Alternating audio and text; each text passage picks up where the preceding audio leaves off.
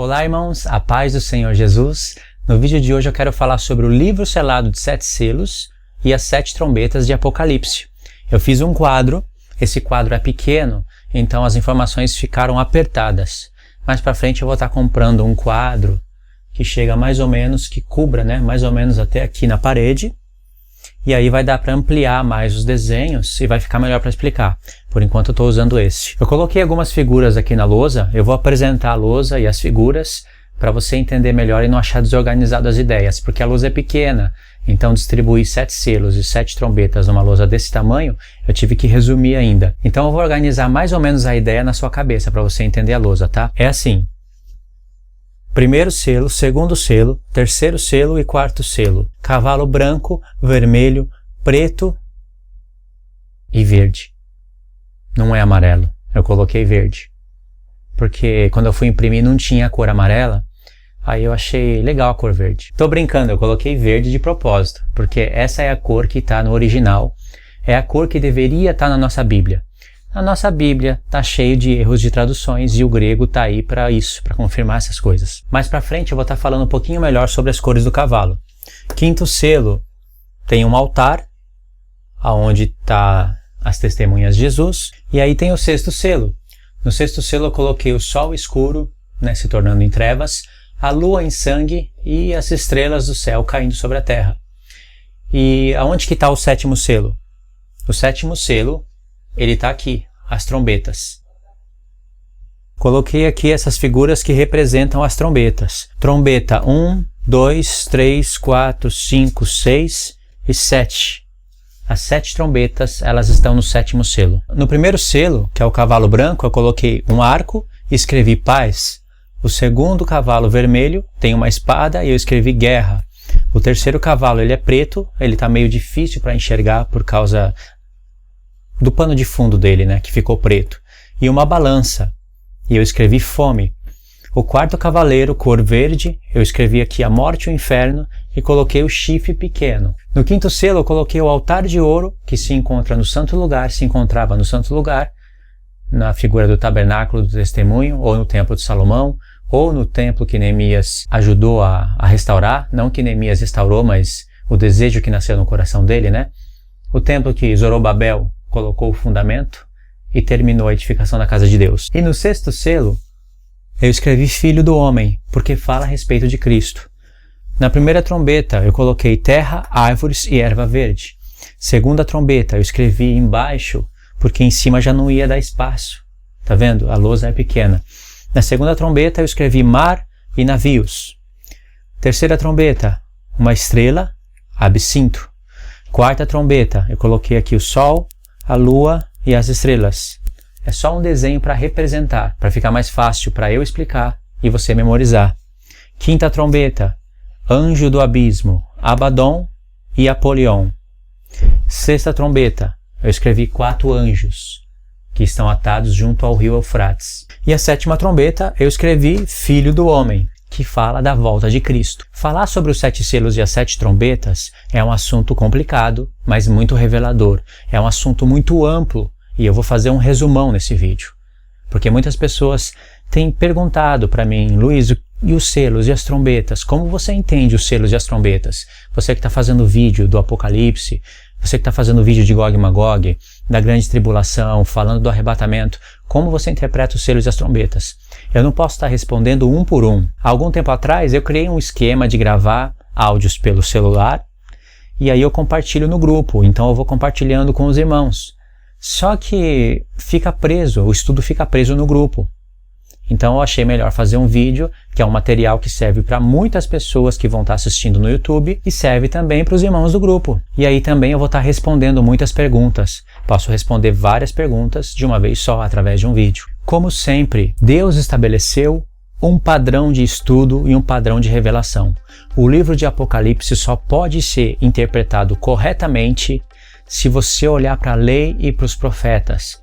Você pode ter o Espírito Santo, o espírito de revelação.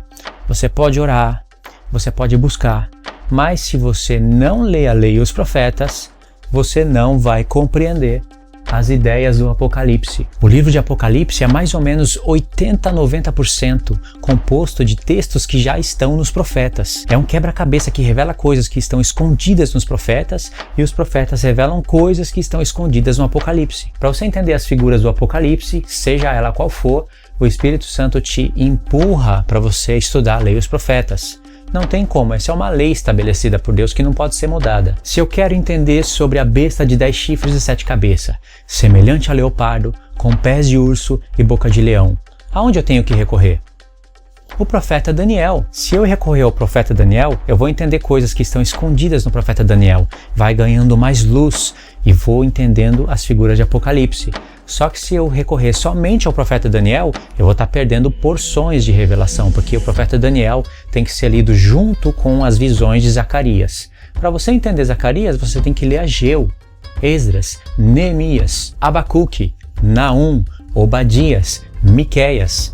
São profetas que tiveram visões e que se relacionam com as visões de Daniel. Lá no livro de Apocalipse, as visões do profeta Daniel vão estar sendo conectadas intimamente com as visões de Zacarias. Sendo assim, Deus estabelece uma linha do tempo, mas também um quebra-cabeça, cujas peças estão espalhadas nos profetas. O Apocalipse faz a função de juntar essas peças. Deus estabelece uma linha do tempo no livro de Apocalipse que é semelhante a um filme de um grande diretor. Por exemplo, os filmes e os seriados que se fazem hoje, raramente você vai ver um filme que tem um início, que começa bem no comecinho, e que tem o meio, e que tem o fim.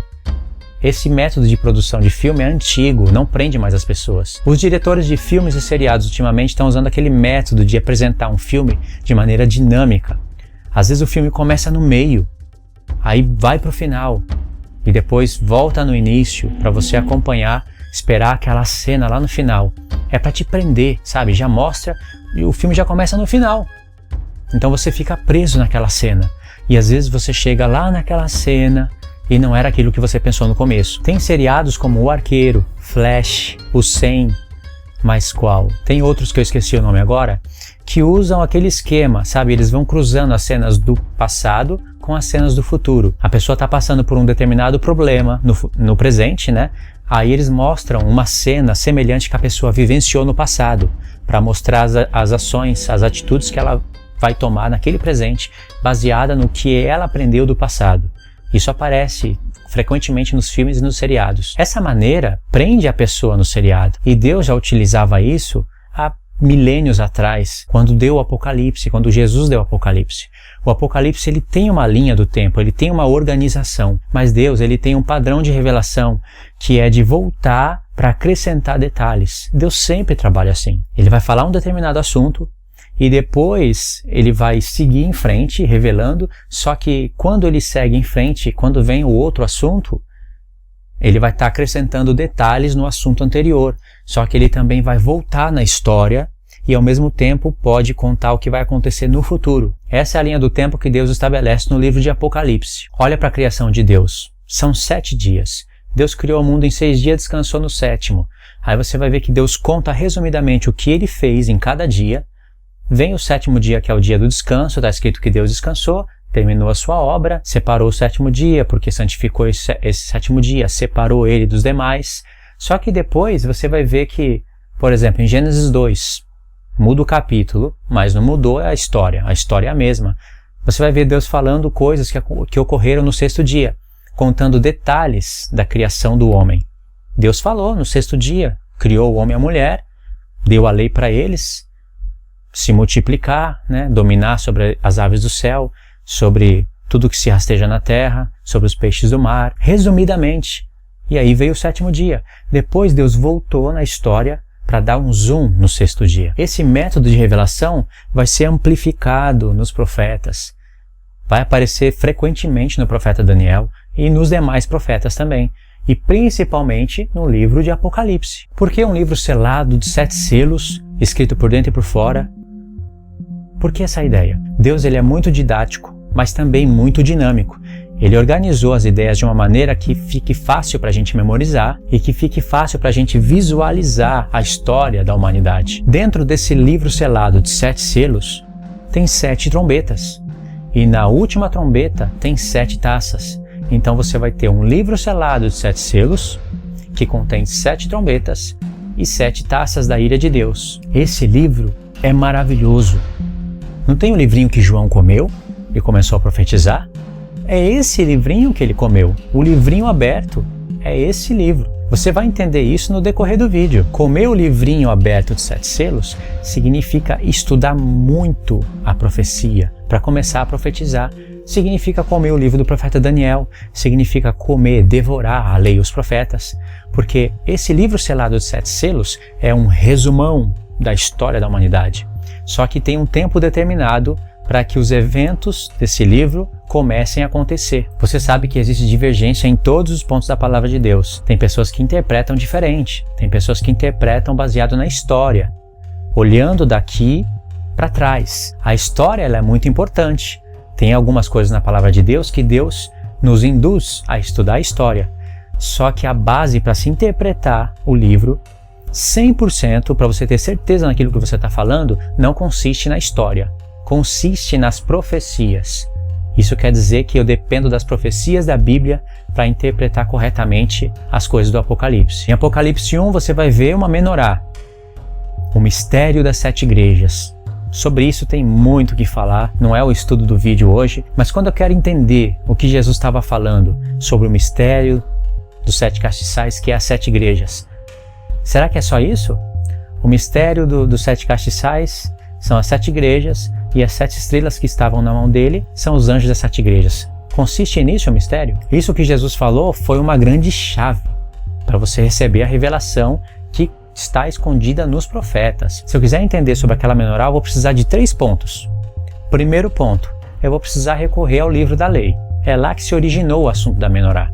Segundo ponto, eu vou ter que recorrer a Zacarias, porque o assunto da menorá aparece em Zacarias relacionado com as 2 oliveiras, com as 2 testemunhas que também vai aparecer em Apocalipse. Ou seja, visões do profeta Daniel conectadas com as visões de Zacarias. E o terceiro ponto, eu também vou ter que recorrer a Isaías 11. Deve ter outros pontos, com certeza, mas eu escolhi esses 3 para dar um exemplo. Os 4 cavalos de Apocalipse, os 4 cavaleiros, cada um com seus detalhes, com as suas características, mas esse assunto não se originou em Apocalipse. Aonde que aparecem esses 4 cavalos? Eles aparecem no livro do profeta Zacarias. Então, o livro de Apocalipse, ele está me induzindo a recorrer o livro do profeta Zacarias para estudar as visões de Zacarias relacionadas com as visões de João. Ou seja, em Apocalipse vai estar mesclando, conectando as visões de Daniel, as visões de Zacarias e as visões de João. João está tendo visões que o profeta Daniel teve primeiro. João está tendo visões que o profeta Zacarias teve primeiro. E Deus está dando visões para João, mostrando que as visões de Zacarias e de Daniel estão misturadas. Em Daniel capítulo 11, vai aparecer os 2 ungidos de Deus, as 2 oliveiras, e vai aparecer aquele verso idêntico que está em Zacarias. Essas são as minhas 2 oliveiras, os meus 2 ungidos, que se acham diante do Senhor Deus de toda a terra. Lá em Zacarias, esses 2 ungidos, essas 2 oliveiras, elas vertem azeite de ouro e alimenta aqueles 7 castiçais, que é a menorá. Em Apocalipse está como as 7 igrejas. Então, se eu recorrer aos profetas para interpretar pelo menos os 4 primeiros selos, eu jamais vou conseguir colocar esses selos no passado. Eu jamais vou colocar o primeiro selo como sendo aberto por Jesus no passado. Eu já interpretei que esse primeiro cavalo é Cristo. Por que eu interpretei? Porque eu olhei para as coisas que estão escritas somente em Apocalipse. Saiu vencendo e para vencer. É Cristo. Então, ele que abriu o livro selado de 7 selos. Bom, ele abriu o livro e ele, ao mesmo tempo, ele é o cavaleiro. Ele abre o livro lá no céu e ele é o cavaleiro na terra. Estranho, né? Mas eu já interpretei assim. Mas quando eu vou em Zacarias, não tem como permanecer com essa interpretação. Se você coloca o primeiro cavaleiro no passado como sendo Cristo, você tira tudo isso daqui de sincronia. Porque Deus sincronizou todas essas coisas. Os 7 selos, as 7 trombetas, os últimos 7 anos da última semana profética, das 70 semanas do profeta Daniel, estão conectados.